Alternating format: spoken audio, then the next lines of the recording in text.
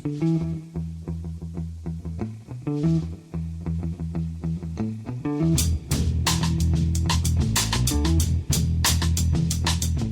and welcome to The Price of Football, the show that looks at the money behind the beautiful game with me, Kevin Day, and Liverpool University's Kieran Maguire. It's Newsday, Kieran. We have a lot of stories, which unfortunately means we can't discuss any football stories at the moment, any actual on-the-pitch stories. So our respective league positions will have to be left for another pod somewhere around the end of April, hopefully. Big stories, Kieran, I have to say. The first one, Manchester United, Sir Jim Ratcliffe has expressed his interest in buying the club. And I assume, Kieran, that the world of business is excited, if not cock-a-hoop, about this. Well, when the story broke, which was at about 5:30 on Tuesday evening, I mentioned it to the Baroness, and she gave me the look. We both know what the look is like, along the lines of. I don't know why she gives me that look, Kieran. I've never ruined her life with spreadsheets. So, it was a bit strange that the world of business was pretty much indifferent. There was hardly any change in the share price. There was a very short spurt of buying and selling, but the price settled down to where it was beforehand. So it looks as if the markets have effectively factored in what they consider to be a likely sale price of the club by the Glazers. Certainly, there was a lot of media interest. It is an iconic club. It does attract a lot of headlines. So the newspapers, the radio stations, TV. It's fair to say that my WhatsApp was busy last night, and not with my friends from Liverpool saying, could I get them tickets for the cup game in 10 days' time? So Jim Ratcliffe has expressed an interest via his company Ineos. Remember, he already owns Nice in France. I think he owns another club elsewhere. I think in Europe. He's turned around Team Sky, which is now Team Ineos, in terms of cycling, and he is ridiculously successful. A very smart businessman. There was that, and then you go, well, why announce it on a Tuesday evening? It just seemed a bit of a strange thing to do, and sort of, I was looking for Jim Ratcliffe stories. And the timing did seem a bit strange, because I think that the previous day, The Guardian had done a sort of typical Guardian thing. It's looked at one of his charities, the Jim Ratcliffe Foundation, which does work for underprivileged kids. Absolutely fantastic. We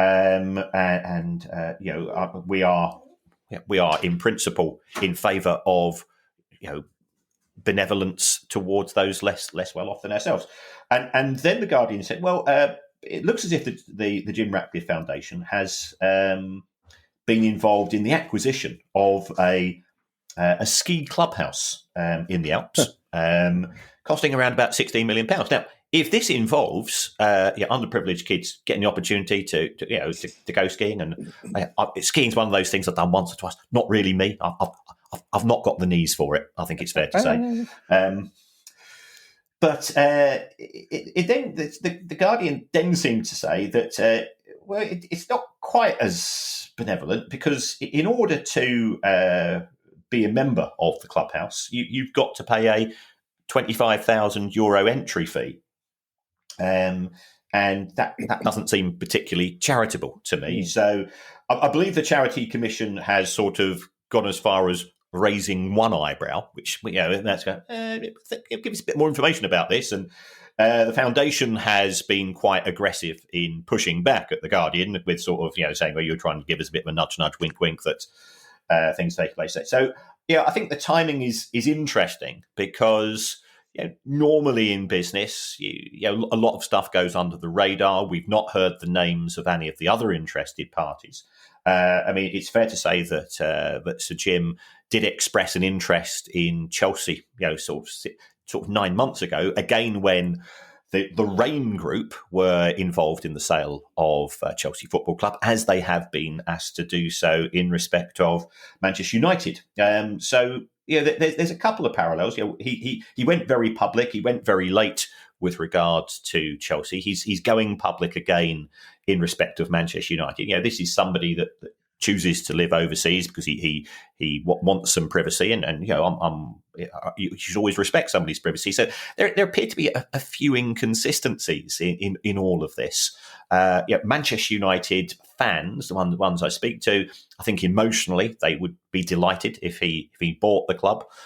Because he is A, successful, and B, he's from Oldham, so you can understand why they'd like a local lad. And he's 70 years old. If I was the richest man in the country and wanted to leave a legacy, then buying a football club I supported and taking it to new heights would be the way to do that. But I'm not that, so I'll leave that to Tony Bloom for my club.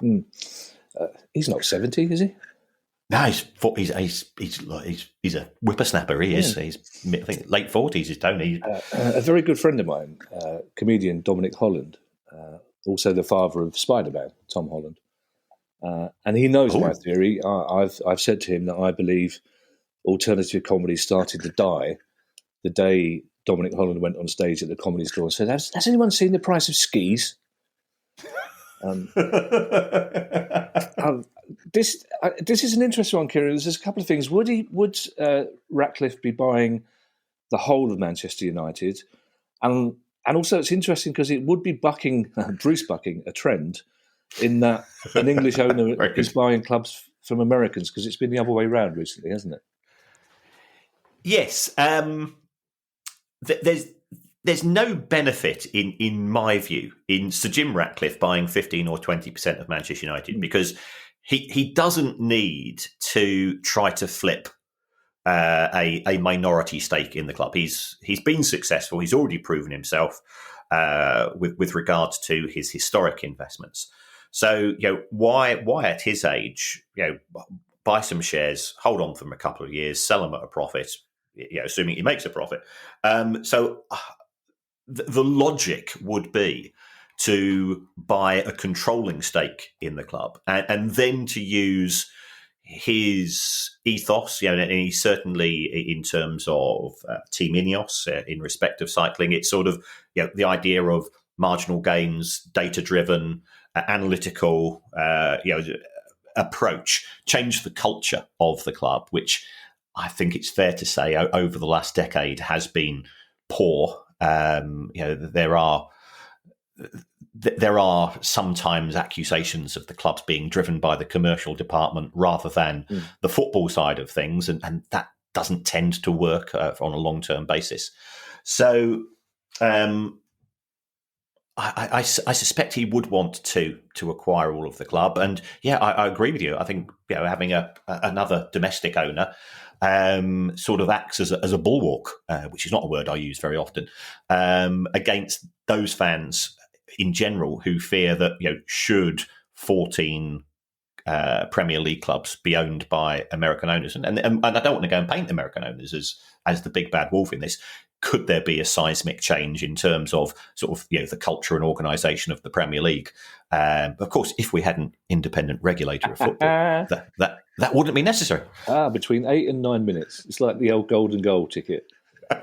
People get really excited. They go 9 minutes, 1 second, and the club go, no, it's 8 minutes 59. You lose. How much money are we talking about, Kieran, for the acquisition of the football club, the ground, Carrington, and does that factor in the fact that, as we've discussed, Old Trafford's infrastructure needs a lot of money spent on it? Although I suppose in terms of the whole amount that he's spending, it won't be that much, will it, that he'd need to spend on Old Trafford to bring it up to purpose?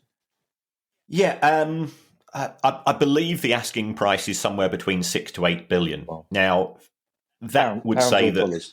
Pounds, I think that is. So that's saying that Manchester United is what worth 2.5 to 3 times the value of Chelsea. Manchester United's a bigger club than Chelsea. This isn't a dig at Chelsea. It's Yeah, you've only got to look at the respective histories of the two clubs. It effectively says that Manchester United is worth somewhere between 20 to 30 times the value of Newcastle United at those prices. And I'd say, well, that either makes Newcastle United an amazing bargain, or you are paying a huge premium for the brand. I don't think Sir Jim Ratcliffe would be willing to go that high. I think we're probably looking more in the region of 4 to 5 billion. And at that price, you then have got to factor in that it's going to cost you, a lot of money to sort out Old Trafford. And my personal view: knock it down, do a Spurs, have a state of the art 21st century stadium, as opposed to something which looks like a sort of. The danger with building on building and building on an existing stadium is it starts to look a bit like a Jenga model, with bits sticking out left, right, and centre, and it just doesn't give the impression of joined up thinking, and there's lots of sticking plasters over various parts of it. So finding somewhere else to play in the northwest, that would be a challenge. But Manchester United have played at the stadiums of other clubs before. If we think about what happened in the war years and so on. So I think a rebuild of Manchester United would sort of knock a wee bit off the price, because it's a bit like if you're buying a house and it needs a new roof, then you knock the price off what you're prepared to pay for it. Yeah, I think they played at Main Road for 2 or 3 years, didn't they, from 1946? Yeah. You might not be having a dig at Chelsea there, Kieran, but a lot of people this week, it's become this week's story du jour, if you like, have been having a dig at Chelsea about how they're able to spend so much money and still stay within FFP rules. But we learned what Shakhtar Donetsk are doing with some, at least, of Mikhailo Mudrik's transfer fee. Yes. You might stop talking to me immediately after saying this. I've written an article in today's Daily Mail about amortisation. That's a good job. That's it. We're off. Literally, had just swallowed a mouthful of tea, which is great, because otherwise my laptop would be covered in tea now, Kieran. So you're a generous soul, Kieran. You spread your love far and wide. That's a bit like the Prowler, but that's a Rochdale story. That's a different pod. One of those. That's a different podcast. One of those indeed. BBC Two crime prods. Sorry, yes, surprisingly popular. Yes, so this is in respect of Chelsea's acquisition of Mudryk from Shakhtar Donetsk, and the owner of Shakhtar Donetsk has said that he's going to give, I think it's 25 million euro to the heart of, excuse my pronunciation here, Azovstal, which is a sort of a charity stroke humanitarian organisation based in the port of Mariupol. And it's going to go for medical costs. It's going to go to help to buy prosthetics for those people who have been tragically lost limbs and been injured as a result of the appalling decision of Vladimir Putin. And I believe that money is going ASAP, and that contrasts. And I don't want to bring this up again, but I'm afraid we have to. Chelsea were sold for £2.5 billion last year, and there is still no evidence of any of that money, which was promised to provide humanitarian relief in respect of what's been happening in Ukraine. There's no sign of any of that money moving. It appears to be in an escrow account. The government is moving very slowly on this. I absolutely appreciate there has to be checks and balances. You don't want that money being spent on things which are inappropriate, but it's freezing over there. You're hearing more and more horror stories about the behaviour of the indiscriminate killing, the behaviour of the Russian army, and so on. And there's somebody at a very very nice bank account with 2.5 billion getting interest on it every day, whilst people are sitting around and say, well, at some point in time we'll get round to doing something good with this money. Well, that time should be now. I'm glad you raised it, Kieran, because I would have had to, because since his story broke, the Mudryk story, so many people have said to me, "Hang on a second, what's happened to the Chelsea money?" And as you say, it's shameful. I mean, it was it was the decent thing to do at the time. You think, oh, well, this is a very positive, decisive thing for our government to do, to say we're having the money and it's going to Ukraine. But the fact, as you say, it's still sitting there, and where's the interest going there? But anyway, that's another question for another pod. It does lead us into a story about a certain gentleman's links with Everton. I'm almost becoming reluctant to just mention the name Everton in the last couple of weeks, Kieran, because it sets off a certain type of fan who don't, I think, listen to what we're actually saying. I love Everton. It's a club that I've been treated wonderfully at over the years, both as a fan and as a broadcaster.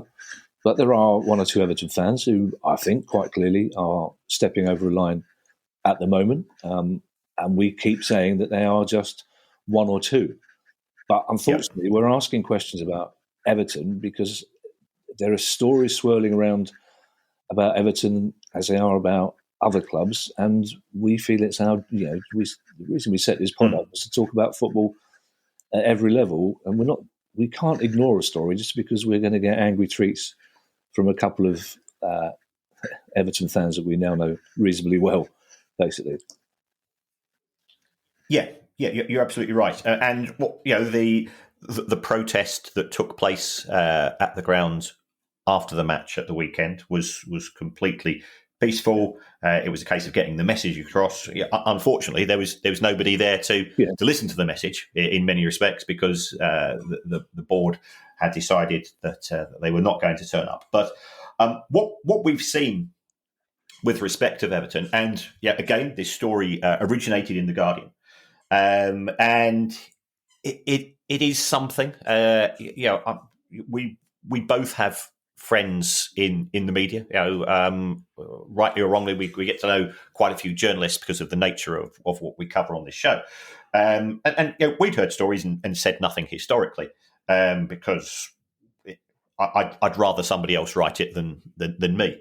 But the story in the Guardian was that Alisher Usmanov, I think the former business partner of the owner, Farhad Moshiri, had intimated, or previous managers of Everton Football Club had come away from meetings when normally they were applying for the job, that Mr. Usmanov was the owner of the club. And the fact that it wasn't just one, that the Guardian has said it was 4 or 5, and we do know that Alisher Usmanov was on a Zoom call with Frank Lampard when he was applying for the job.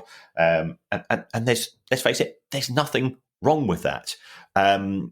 If that's the strategy of the club, but it does seem sort of intuitively a bit strange that a sponsor of a football club would be involved in some form of the decision-making process when it comes to appointing the head coach, which is the most high-profile position of any football club.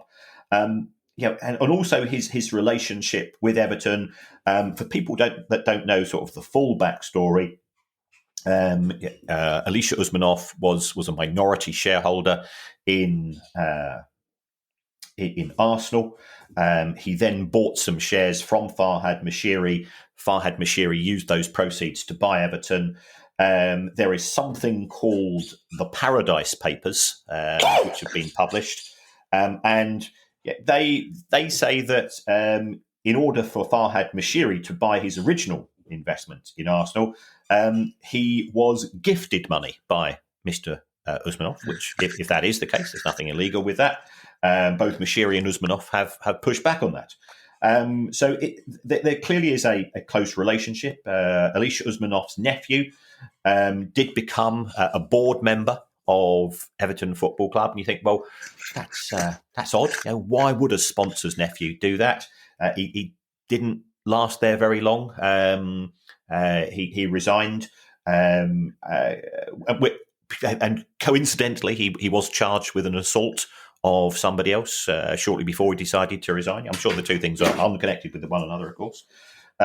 We've got the strange naming rights of both the training ground and paying somewhere in the region of £30 million for an option to have naming rights on the new stadium.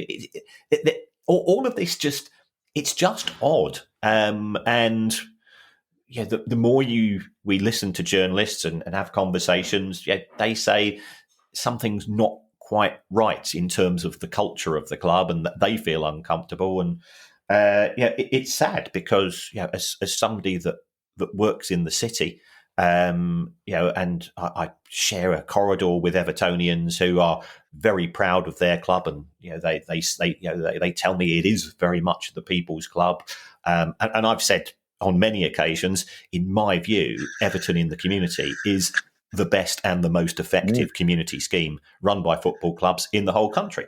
That there's something toxic, and that Farhad Mashiri went on TalkSport to have a chat with Jim White, and by all accounts, nobody at the club knew he was going to do that. Right. And lack of communication, lack of coordination, all of these things, they do have an impact upon what happens on the pitch, because if people are a bit confused, you need everybody rowing in the same direction, and that doesn't appear to be the case. Yeah, as a trustee of the Palace Foundation, I can endorse the respect with which Everton's community work is held throughout the rest of football, basically. We're probably on safer ground talking about FIFA, Kieran. They love a regulation. And this week it's agents' turn. Yes. FIFA have brought out some rules. Now, we know agents like Jonathan Booker and Craig Honeyman. They've both been on the show. I know Jonathan has been involved himself with regards to trying to talk some sense to FIFA. And FIFA have published new rules with regards to agency. And there's some good bits. For people that didn't know sort of the backstory, there used to be regulation of agents. There used to be some sort of formal exams. And in 2015, FIFA scrapped them. They just said, it's a wild west out there. Let's not pretend that we can control it. So therefore, they just completely deregulated things. And they said that the agents now have to be called intermediaries, which everybody's going, well, what on earth does that mean? So in terms of sort of a summary of where we are, intermediaries are going to be called agents once more, which I think is good. There is going to be some formal system of exams. Anybody that's ever watched The Sopranos will know that there are ways of getting around exams if you're that way minded, and I think it's fair to say that the agents are the pantomime baddies of the football industry, in that if you want to make yourself popular, slag off agents. And if Gianni Infantino wanted to make himself popular, that's the type of thing that he would do. And this would appear to be what's coming out here. So I think there's an element of populism in what we're seeing from the agents. So our good friend, Nick DeMarco, he's sort of written up a summary of the events. And he's got some reservations because he said that under FIFA proposals, there's going to be a fee cap. So if you are a representative of a player, you would be limited to 3% of the player's pay. Now, I believe it's normally in the region of 5 to 10%. So, why 3%? Why not 4? Why 2? It just seems, is this figure being plucked at random? You know some footballers. I know some footballers. I've never heard a footballer say, "Oh, the thing that really cheeses me off most about football is that I've got to give my agent 5% of a renewed deal or of my remuneration or whatever it's going to be." So I don't hear footballers necessarily moaning about agents, and yet they're going to be subject to a fee cap. And you go, well, why are agents going to be subject to fee caps? Because there aren't fee caps for chief executives. There aren't caps for transfer fees themselves. There aren't fee caps for what Gianni Infantino can earn, and yet they seem to be trying to impose this on players. It does mean that there's going to be inconsistencies, because it looks as if you are a buying club, the maximum you can be charged by an agency is 3%. But if you're a selling club, you're going to be restricted to 10%. So can you see which side of the deal agents are going to want to be on? And therefore, potentially buying clubs and players themselves are not going to get the best of a deal. So it just seems very, very strange. And if you're going to be restricted to 3% for being an agent, well, what you do is that you find ways around that. So you could do some consultancy work. Now, FIFA have said, well, if you do any other work for a player or for a football club, then that counts towards your agent's fees. But of course, all you do is set up another company, or you get one of your partners to be a consultant or something. So the more I look at it, the more concerned it becomes. If you take a look at the position in terms of agents representing minors, and if you talk to agents, say, look, there are rogues around there. There will be agents who go to watch youth football and will say, does your kid want a PlayStation and a better set of boots, and are doing tapping up. But that's not going to stop with FIFA's proposals, and FIFA have now said that you cannot become an agent of a young man or woman unless it's 6 months before they sign their first professional contract. So you can you sign your first pro contract here in England when you're 17. But clubs are trying to sign up players before that date. So you've got, on the one hand, you could have somebody who's 15 or 16. The clubs are trying to nudge them towards this, that, and the other. And this young person is not allowed professional representation. And there is, in my view, a misconception. Some of the agents we speak to, they are very professional. They want what's best for their clients. You've got.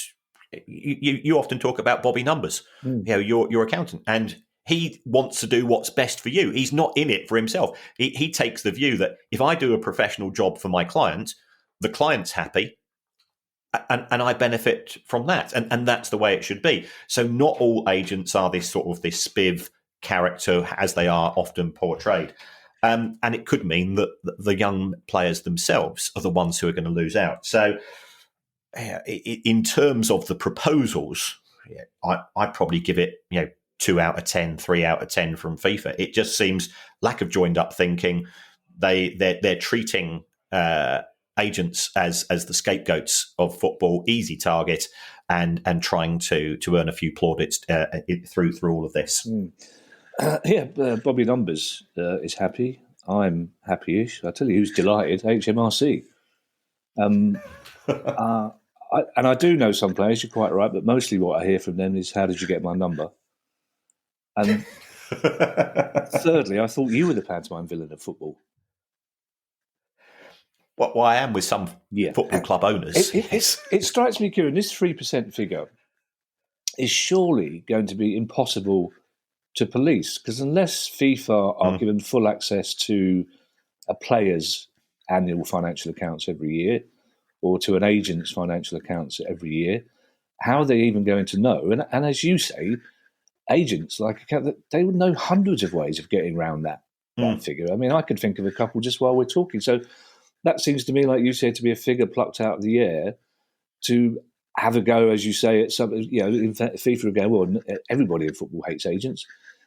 Let's do something and hope that the people don't look into it too carefully. Yeah, you're absolutely right. Absolutely right. Now, mostly lately, Kieran, I've been watching Premier League matches through my fingers, but there could be a new way of watching them on TV. Yes. Apple TV was launched a few years ago, and we've just seen Apple sign a 10-year deal in the USA for MLS. And it looks like they're trying to increase their foothold in the beautiful game. A new documentary is just been coming out on Apple. It's called The War for Football. It's all about the Super League. So I will be watching that with enthusiasm. But there are now talks and talks and rumours and conjecture. We don't know how concrete this is with regards to Apple saying, well, if we want to get involved in sport, what's the most popular sport? It's football. What's the most popular element within football? The Premier League. The Premier League itself put out a press release talking about 188 different countries watch the Premier League. The present deal that we have is in terms of live matches, Sky, BT, and Amazon. I think it's fairly well known that BT are not overly happy with their role within football. I think it's fair to say, that I think they are exploring all eventualities. So there is talk that Apple TV might become involved. Negotiations will be starting later this year. Sky's business model is very much based on Premier League rights, and I think we've often said there's two elements. The quality of the product is absolutely amazing. The physical price is challenging for many people, but Apple have the resources to challenge Sky. I think that the Premier League are in a fantastic negotiating position because that they are aware that the tech companies are looking for other revenue streams. They're also aware that for Sky, keeping hold of the Premier League rights is absolutely critical. And there's no way we could have a Sky Sports without Premier League. The two are synonymous. But it does mean, of course, that gives the Premier League the ability to negotiate the maximum dollar from this. So wait and see. But you might happen to get another app. And the downside, you might have to be signing up for another subscription if you want to watch a lot of Premier League rights as we go forwards. But this won't be until 2025 at the earliest.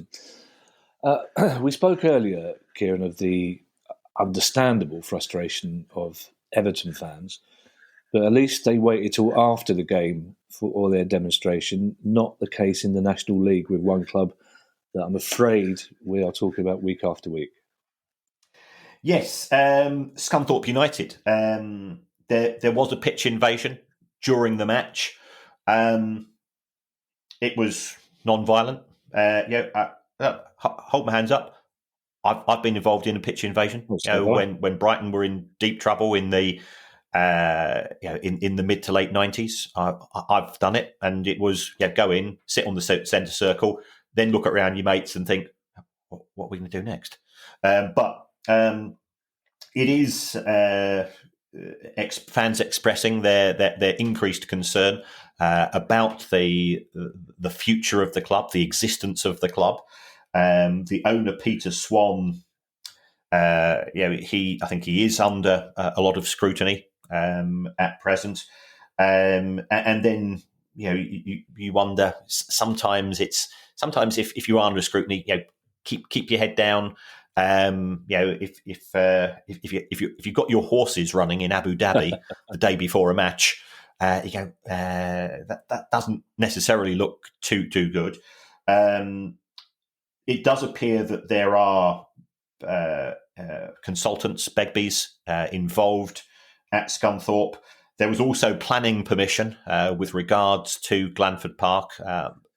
That's going through North Lincolnshire Council, and this has been something that Peter Swan's been involved in for a long period of time.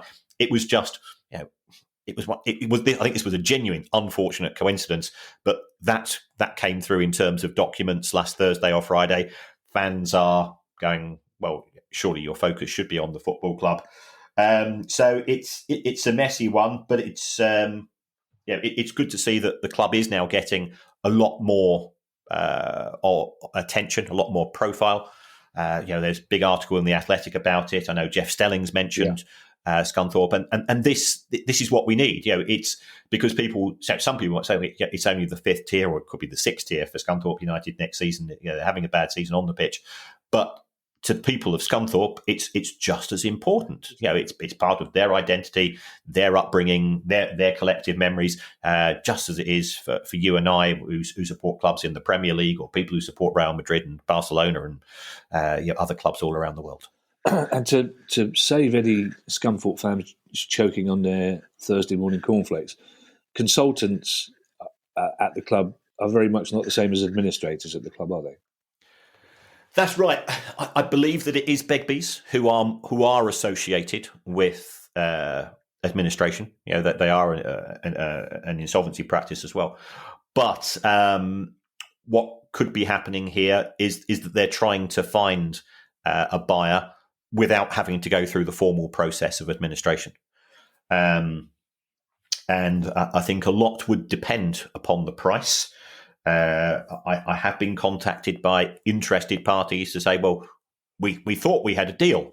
And then somebody, and we will mention no names, moved the goalposts in terms of what we were buying, how much we expected to pay, and so on. So there is frustration, but there is certainly interest as far as other parties are concerned.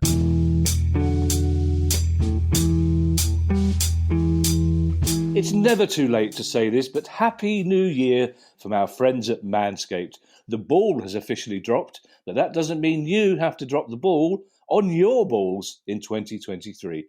Instead, why not join the 7 million men worldwide who trust Manscaped with an offer especially for Price of Football listeners. If you go to manscaped.com and use the code Price of Football in big letters, Price of Football, you'll get 20% off the price of your order and free shipping. Indeed, chaps. If when you drop your trousers, you don't want it to resemble Davy Crockett's hat, then what you need is the Manscaped Performance Package 4.0. You'll find the signature Lawnmower 4.0, its advanced skin-safe technology, which reduces cuts and nicks on your delicate parts. And it also comes equipped with a 4000K LED spotlight. A grooming routine isn't, however, complete without applying Crop Preserver and Crop Reviver before showing off your 2023 self.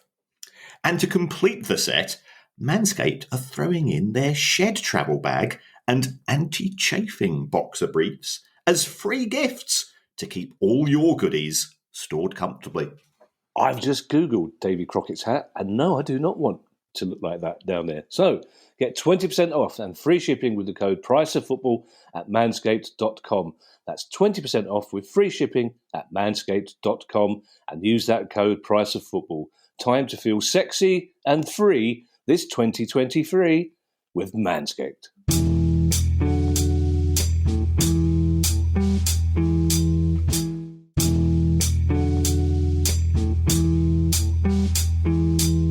Aston Villa, Kieran, to their great relief, I'm sure, are a club we very rarely mention, but there's been a very interesting statement released from some of their fans this week.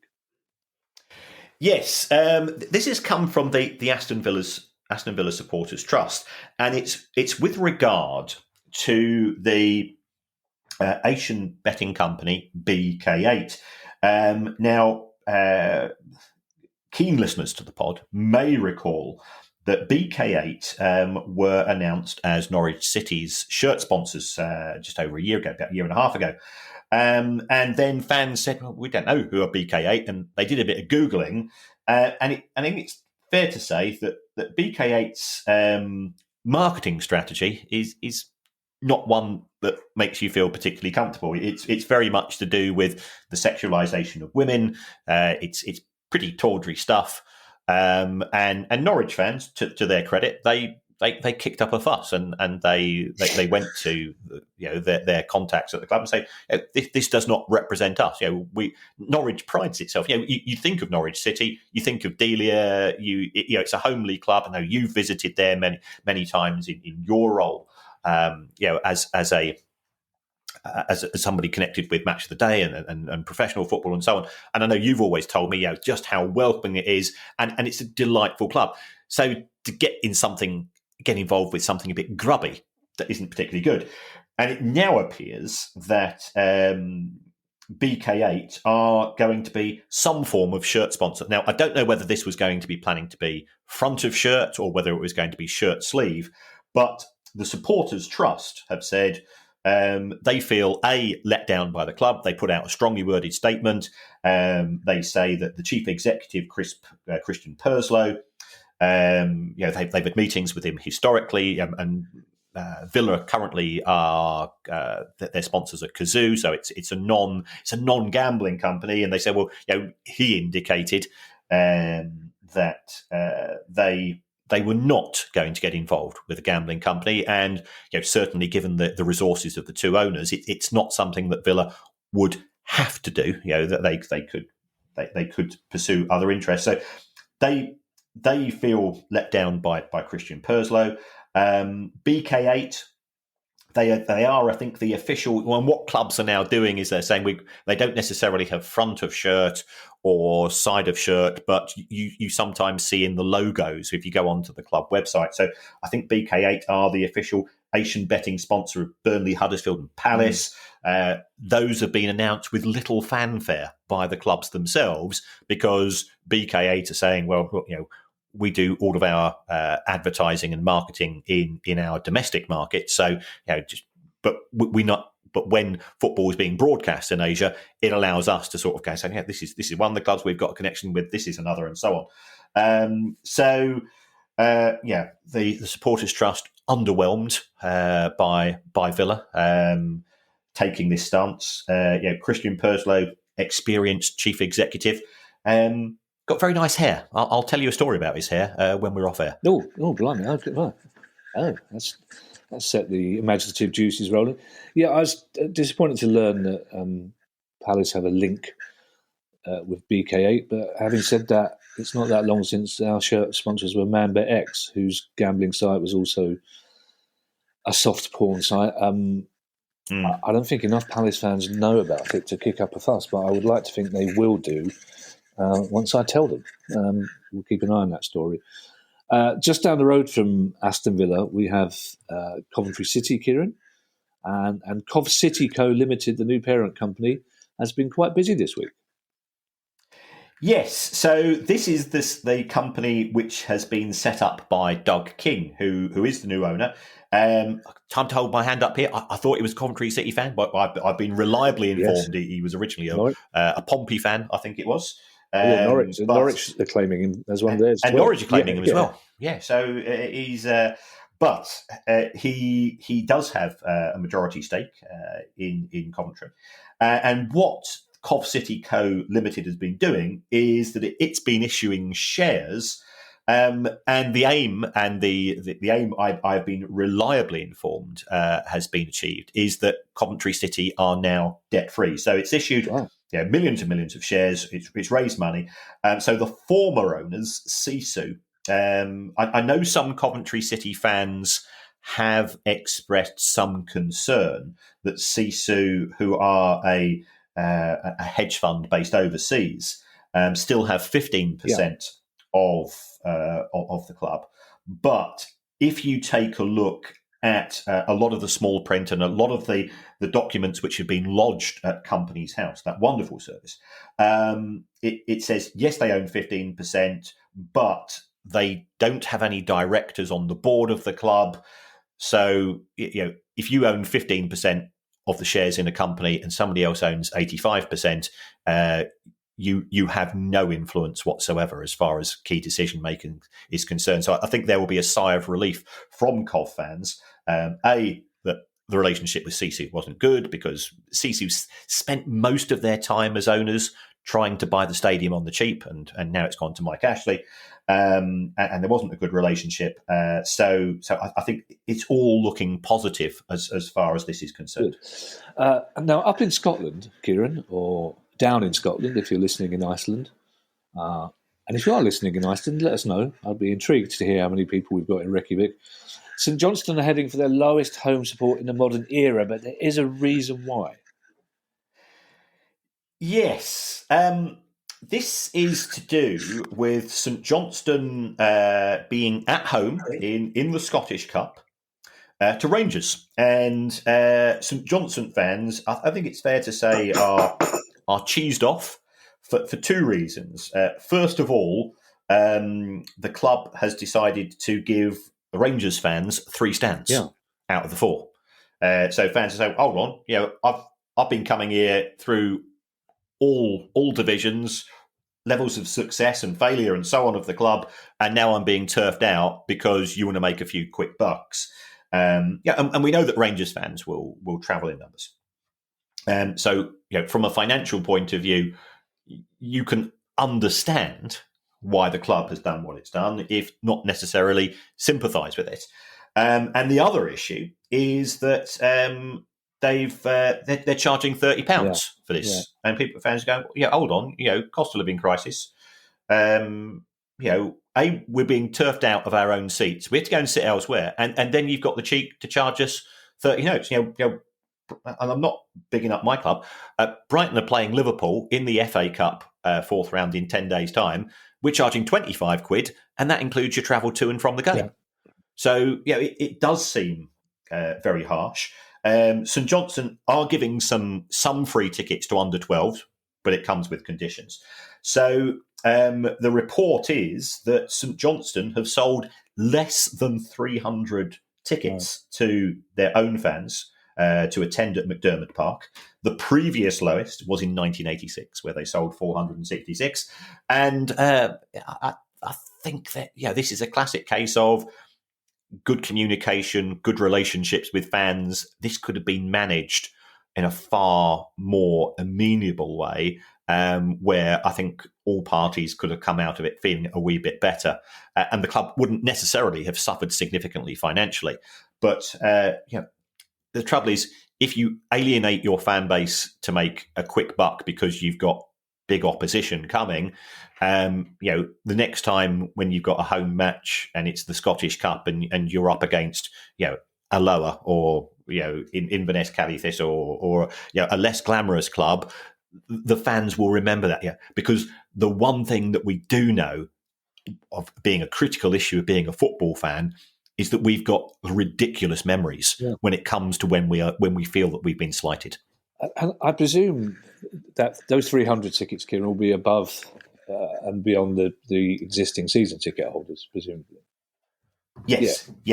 And also, it's not... The thing is, Kieran, you say alienating, I say rubbing their nose in it, essentially, because what you have here is that, you and I have discussed this. We are Premier League clubs, which is brilliant. How long that is the case, we don't know, but we are Premier League clubs. We're reasonably well-supported Premier League clubs, but we know for a fact that at 3 o'clock on a Saturday afternoon, if Steve Parish were to say, "I tell you what, we've got Man United coming, we'll let them buy the ticket." We know that if access to tickets was unlimited, Man United would fill Selhurst Park on their own.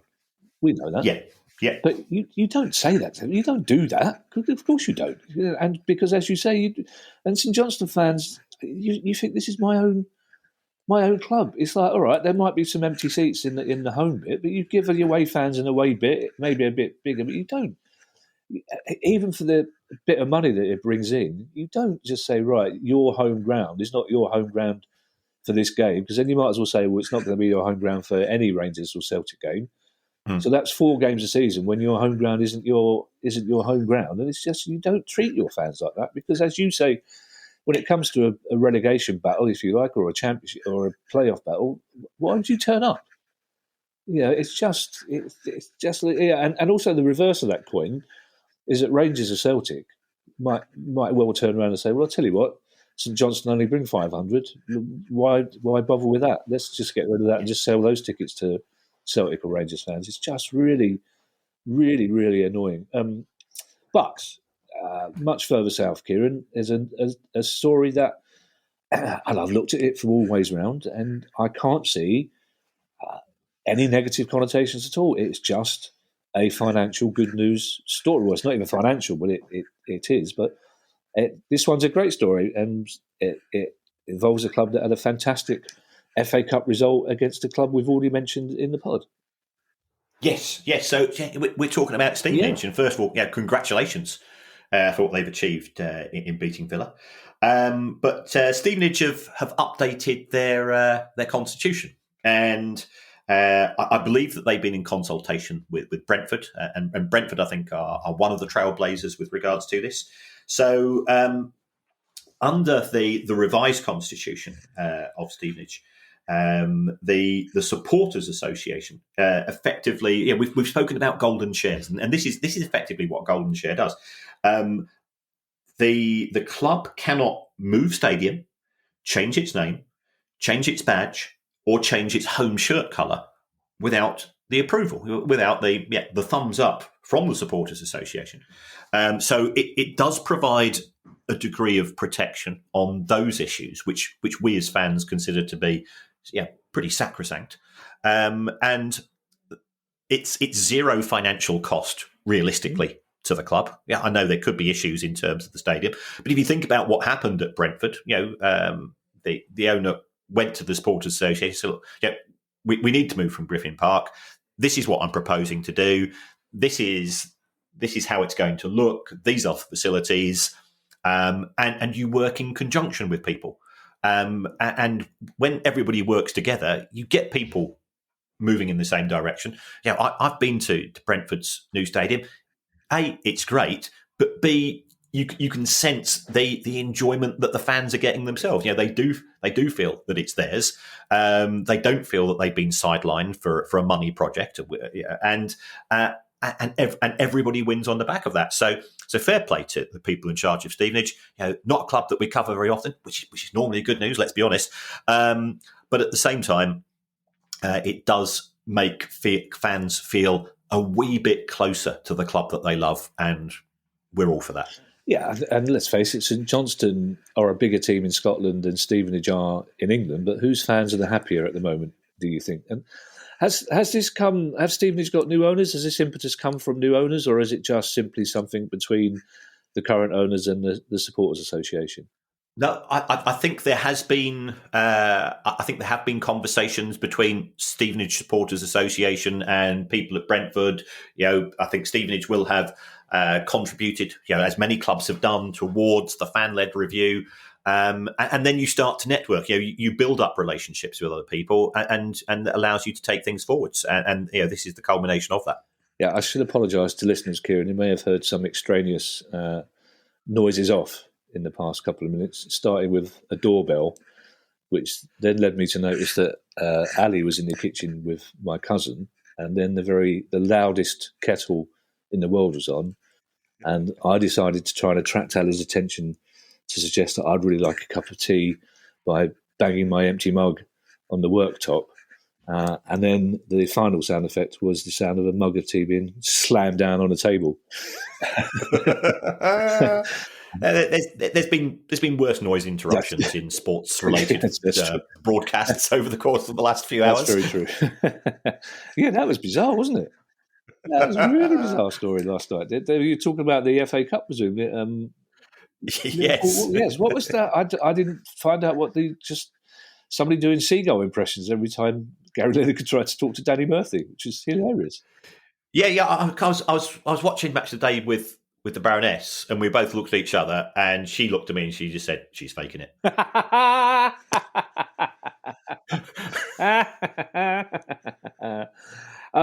The EFL, Kieran, have been blowing their own trumpet, banging their own drum this week, but in a way that I think they deserve.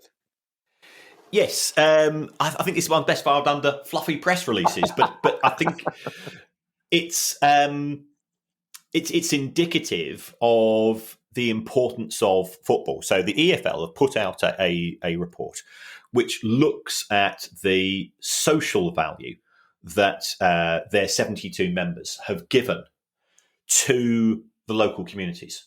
And they valued it at £865 million. And it's the fact that it attracts people to individual towns and cities. It can be used for health and education because clubs are using their community projects.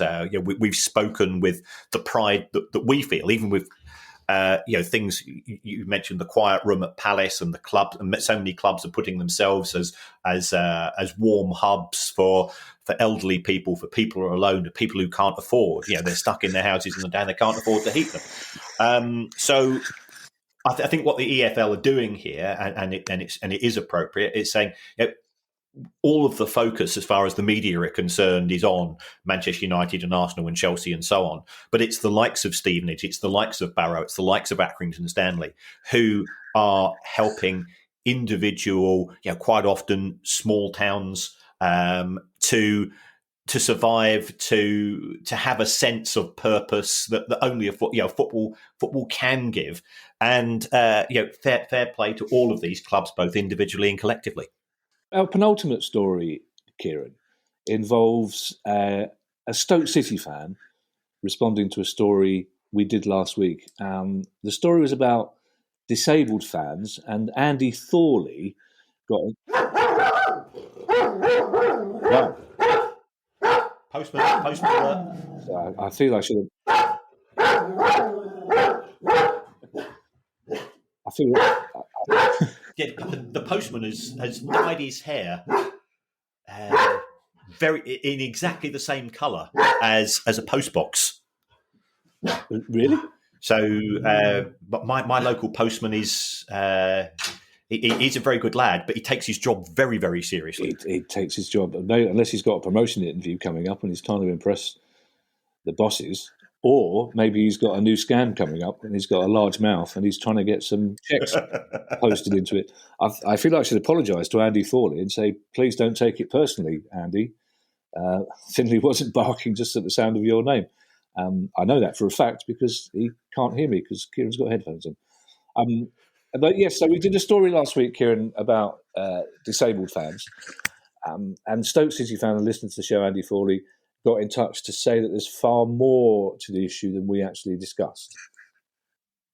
Yes, and he's absolutely right to raise that, and I think I was probably a bit simplistic and perhaps ill thought through in what I said. I think we both were, Kieran, to be honest. Fans who have got physical and mental health conditions come from a wide variety of complaints and issues and disabilities, and we should have acknowledged that. And it's far more than providing wheelchair access for fans. So I think Andy was right to say, well, hold on, what happens for people who have cerebral palsy? What happens to people who have got, people who are blind? What happens to, and so on. So you're absolutely right, Andy. Apologies, hands held high.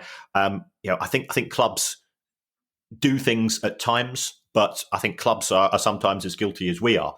And it is an area that could be addressed with a bit more sympathy. At the same time, some clubs are doing absolutely fantastic for all of their fans who are disabled in any way, shape or form. Yeah, I mean, we'd be happy to talk to people out there or just listen to your stories, because I have to say some of the things that Andy told us in his tweet. Andy has cerebral palsy. He's a Stoke City home and away fan.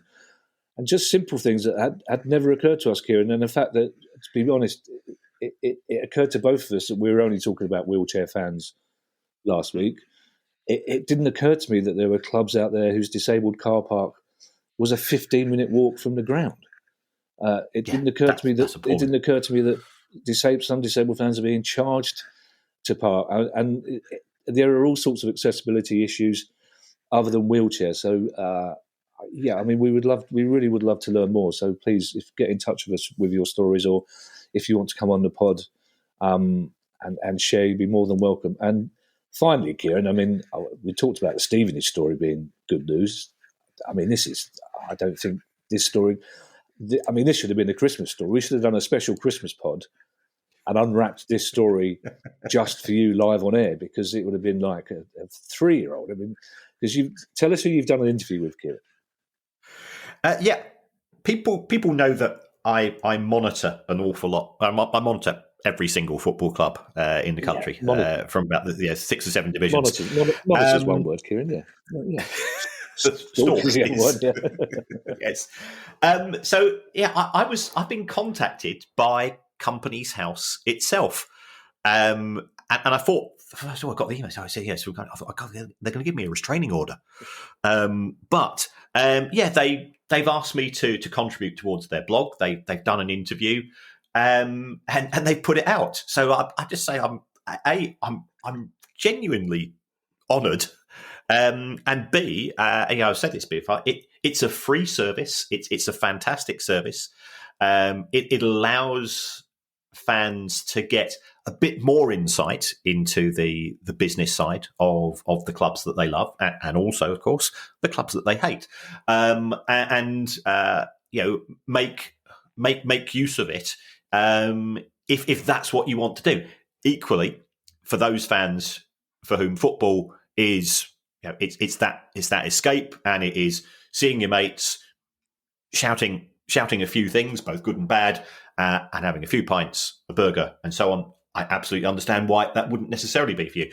But it is a free service. You can get alerts from Companies House, and I do have alerts for every single football club in all of the professional divisions, National League, and so on. Companies which are run by footballers and people connected to football.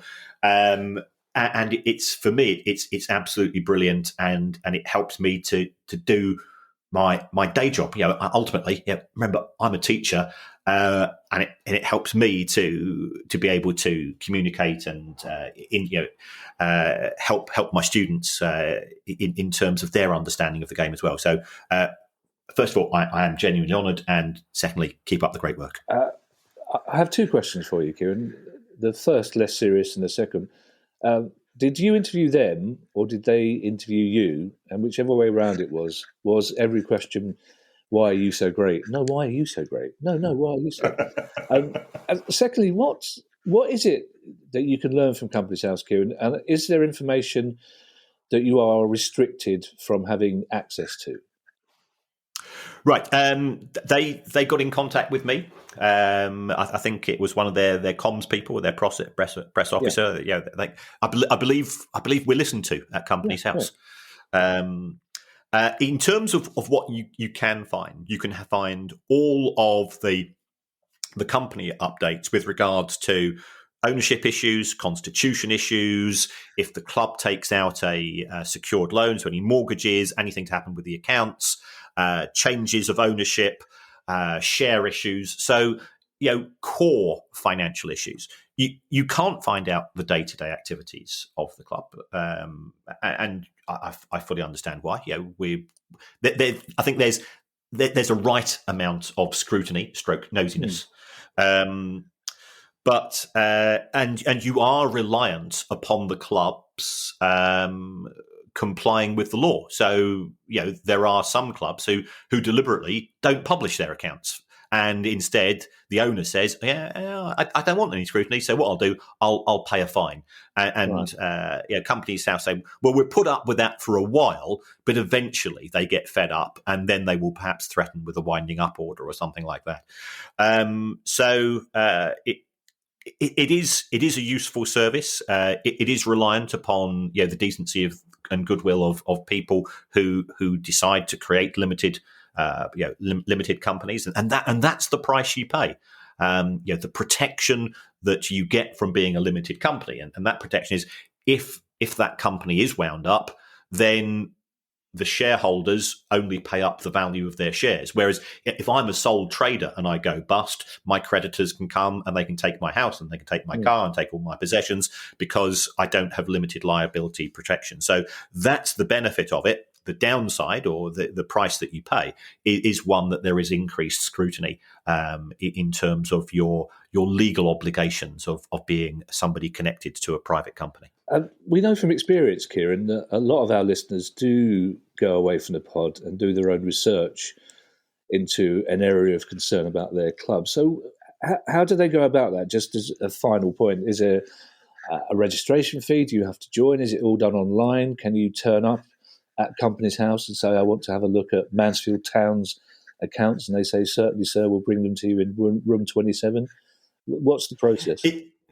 It's now all online. Right. So if you go to companieshouse.gov.uk, it's all free. They used to charge, but I think around about 15 years ago, I'm not quite sure. who was the chancellor who announced it. I think it may have been Gordon Brown, but whoever did it, certainly from my point of view, it's been an absolute godsend, because I used to have to fund it all myself when I started getting involved in this, and that was. If you've got 150 football clubs, that can add up, especially as some of the documents are pretty trivial.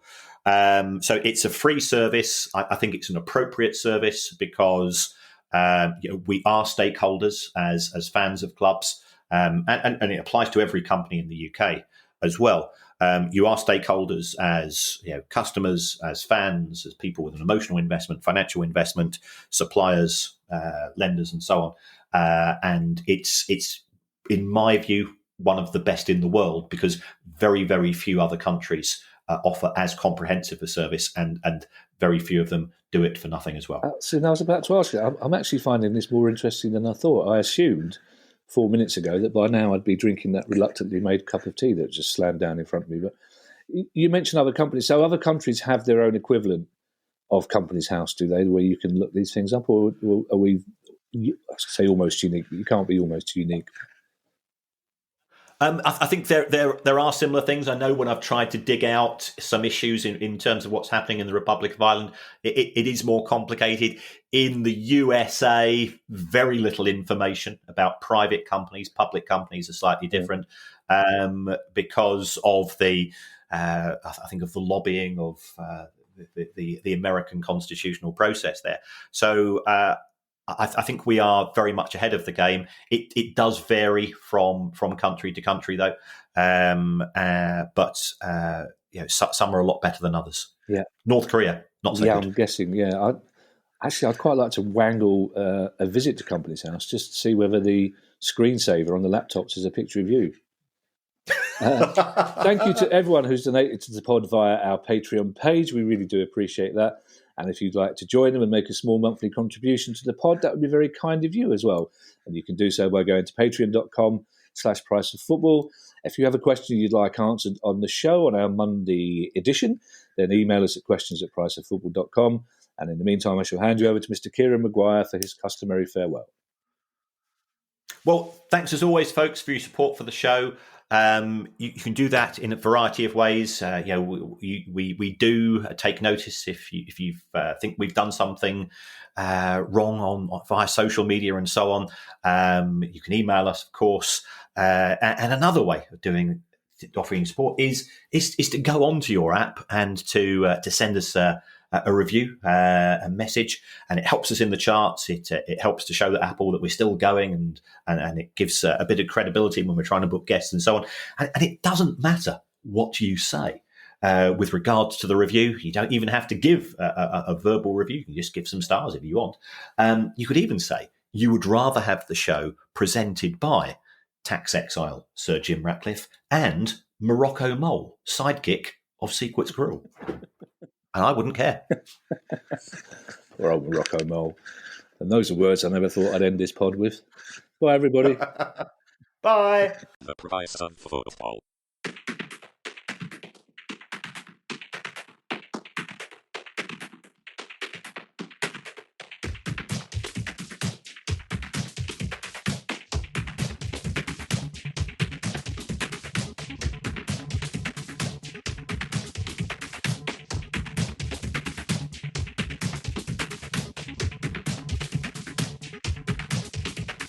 The price of football.